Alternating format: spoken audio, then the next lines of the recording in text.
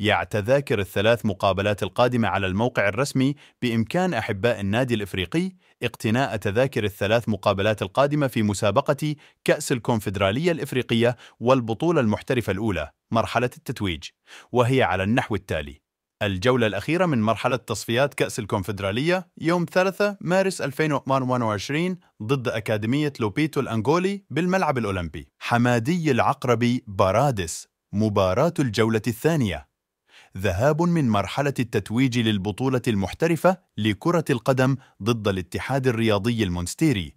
مباراة الجولة الرابعة: ذهاب من مرحلة التتويج للبطولة المحترفة لكرة القدم ضد الملعب التونسي على موقعنا الرسمي.